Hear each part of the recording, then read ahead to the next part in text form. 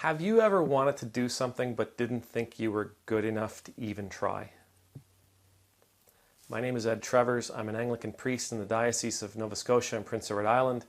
I get to serve in the awesome, beautiful town of Shelburne, Nova Scotia, in the amazing parish of Christ Church, Shelburne, that sits on the unceded and the ancestral territory of the Mi'kmaq people. Good morning, by the way. This morning, I want to tell you a quick story. So, I've got a 5-year-old, and he has discovered the Power Rangers. This has got to be like the 150th version of the Power Rangers since when I was a kid, but he loves this show. And you may also know that I like writing. I've written plays, and I've written short stories, and I'm trying to write a couple of different books that I have in mind. But I also suffer from a huge insecurity that I think it shows itself as perfectionism. So when I write something, I never think it's good enough, and I edit it to death, and I spend all my time doing that, and I never get anywhere. It takes a lot of work for me just to sit down and just to write without worrying about how it's all going to turn out. And then one day, I watched the Power Rangers with Charlie.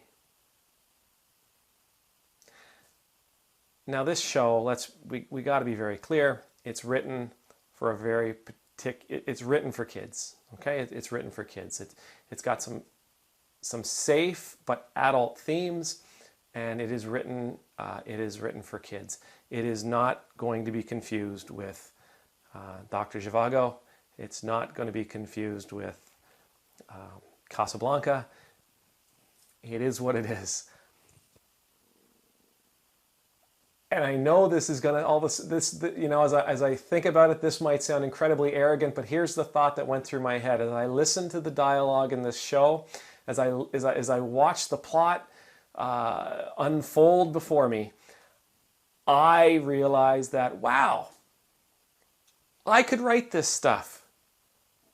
Now I think they probably have a team of people to do it, but as I'm watching this show, I'm thinking, I could write this. I could write this story. I could do a better job of this story. If I were writing this story, the plot would be, it wouldn't have these holes in it. It wouldn't have this. Hey, I couldn't understand where they were coming from here or there. The dialogue didn't fit what was going on. I realized that if these people who wrote this episode could do it professionally and get paid for it, I could too. Now, please understand, I'm not putting myself up there. I'm not speaking from a position of arrogance. I'm speaking from a position of insecurity, and I'm speaking from a place of inspiration. We don't have to be perfect to do the things that we love to do. We don't have to be perfect to try. We don't have to be perfect to offer the world something that matters to us. We just have to be willing to put ourselves out there. And when I seen that episode, I realized that these people were willing to put themselves out there. And that the world thought what they were offering was good enough to share. That their bosses paid them to do it. That their bosses thought this work was good enough to put their name on it. So if you're concerned that you're not good enough to do something, if you're concerned that you're not good enough to offer something to the community or to the world, if you're concerned that who you are or what you have or how you feel called, that you're not prepared, if you're not good enough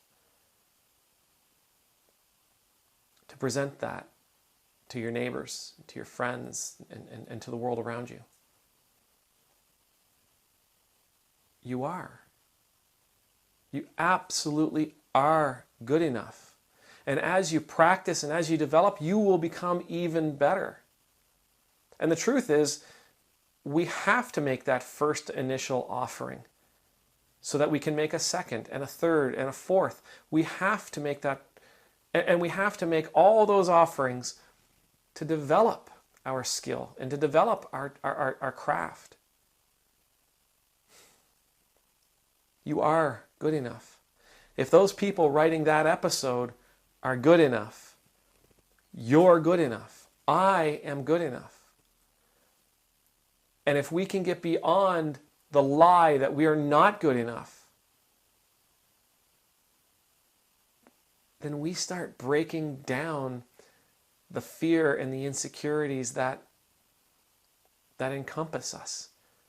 We start, and if more of us are able to do that, if you're able to do that, if I'm able to do that, if our friends are able to do that, then there's less of it in the world, which means there's more beauty being offered to the world. There's more expression being offered to the world. There's more vulnerability in the world.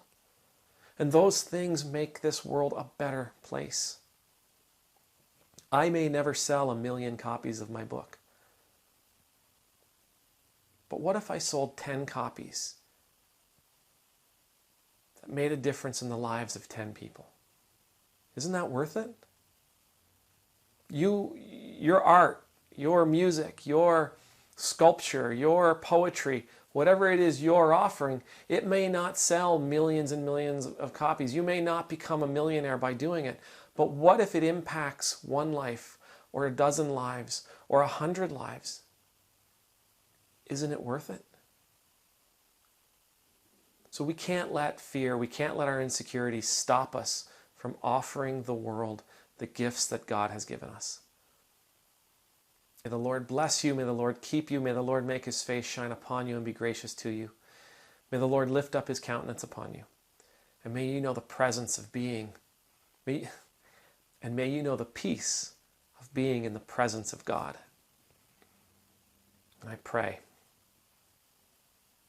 that you'll have your moment where you finally understand that you are absolutely good enough and equipped to do what God is asking you to do. Amen.